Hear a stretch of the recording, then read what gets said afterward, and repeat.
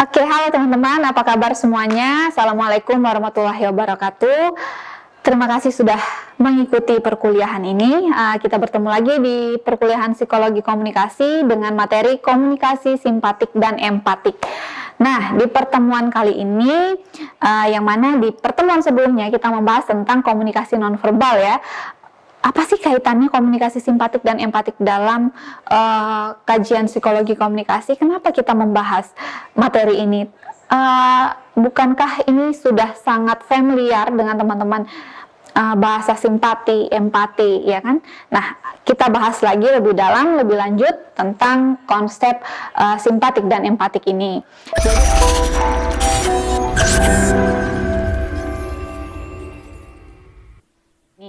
Jadi ada 4 bahasan dalam pertemuan hari ini yang langsung saja kita bahas bagaimana sih konsep simpatik ini. Kalau teman-teman sering dengar simpati itu adalah rasa tertarik. Bagaimana misalnya kita dalam kehidupan sehari-hari sering mendengar, lu kok nggak bersimpati sih, kok nggak ada simpatinya sih ke si A dan si B. Simpati itu apa sebenarnya? Nah, simpati ini proses merasa tertarik terhadap pihak lain. Jadi mampu merasakan apa yang dirasakan oleh orang lain, dilakukan dan diderita oleh orang lain, begitu ya.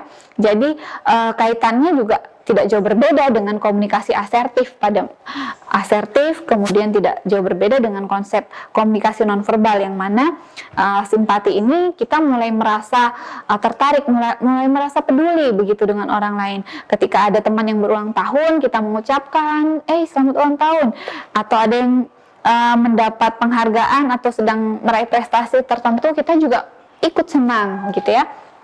Atau ketika ada teman yang tertimpa musibah atau ada tetangga yang terkena bencana alam misalnya, ya kita ikut bersimpati. Bersimpati itu merasakan hal yang sama dengan apa yang dirasakan oleh teman kita atau saudara kita, begitu ya. Komunikasi simpatik itu apa? Komunikasi yang menimbulkan ketertarikan dan saling pengertian sehingga pelaku komunikasi mampu menyelami perasaan lawan komunikasinya. Jadi komunikasi simpatik ini nantinya akan melahirkan komunikasi yang menyenangkan begitu. Ketika kita bisa memberi respon yang tepat, memberi rasa pengertian yang sesuai dengan lawan bicara kita, maka lawan bicara kita akan merasakan nyaman begitu berbicara dengan kita. Komunikasi empatik, konsep empatik itu apa? Yang mana sebenarnya dua aspek ini mirip teman-teman, tapi mereka ini tidak bisa dipisahkan. Jadi kita tidak bisa tiba-tiba berempati dengan orang tanpa kita bersimpati lebih dahulu. Jadi ketika kita sudah bersimpati, maka kita akan berempati. Empati ini tahap yang lebih lanjut atau lebih dalam dari simpati.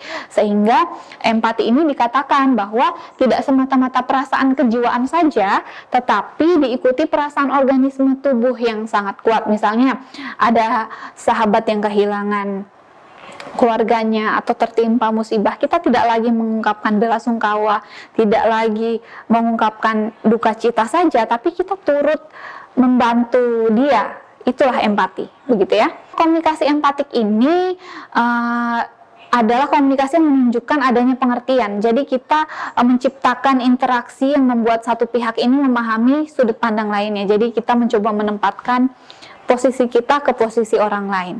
Tujuannya apa? Tujuannya ya sama, untuk menciptakan komunikasi yang efektif itu, untuk disenangi dalam berkomunikasi.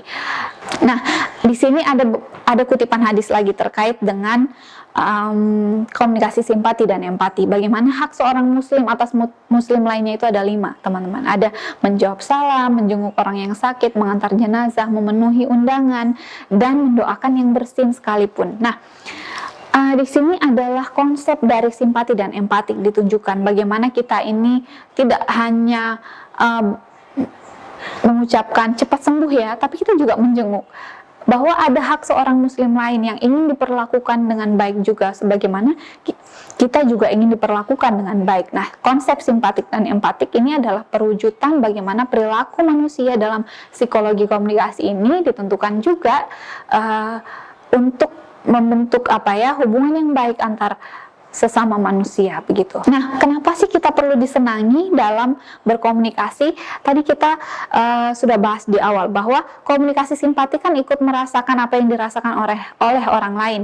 Ketika orang lain merasa nyaman berbicara dengan kita, merasa senang direspon demikian, maka komunikasinya itu akan efektif begitu.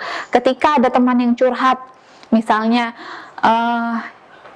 lagi sedih banget nih, ada masalah dan sebagainya. Ketika kita merespon dengan baik, dengan oh iya masalahnya apa, coba cerita, gue bisa nolong apa, bantuin apa. Nah, orang akan lebih nyaman.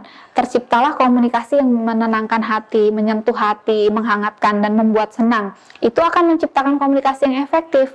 Berbeda dengan ketika ada teman yang bercerita, gue lagi sedih banget nih, lagi ada musibah, masalah dan sebagainya.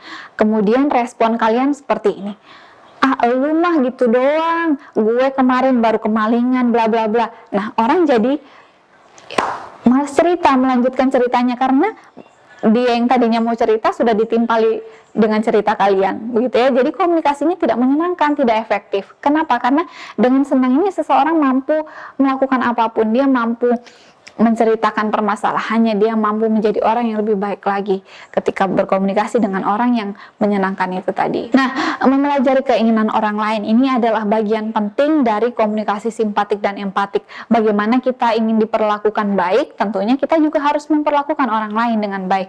Apa yang kita inginkan adalah juga keinginan orang lain, begitu ya.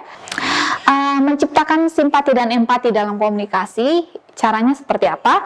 Yaitu dengan menggunakan sudut pandang komunikan atau orang lain, sabar untuk tidak memotong pembicaraan, bersikap tenang, tidak berprasangka, begitu. Kemudian sikapnya penuh pengertian dan memiliki sikap awas terhadap isyarat dari orang lain itu tadi. Teknik berkomunikasi simpatik dan empatik ini ada fokus dengan pembicaraan kepada orang lain ya. Kita fokus tidak bermain HP ketika ada teman yang bercerita, tidak bermain HP di kelas ketika ada dosen yang menjelaskan, atau ya itu tadi, fokus mendengarkan. Kemudian berbicara dengan bahasa orang lain, maksudnya memberi respon yang tepat ketika orang bercerita, ya kita harus merespon dengan yang baik, bukan dengan ekspresi yang juga sama seperti apa yang dia harapkan gitu ya. Nah, ini ada kutipan terakhir dari perkuliahan hari ini, bagaimana terkait dengan konsep simpatik dan empatik dari surat Al-Isra ayat 7, bagaimana jika kita berbuat baik itu sesungguhnya kita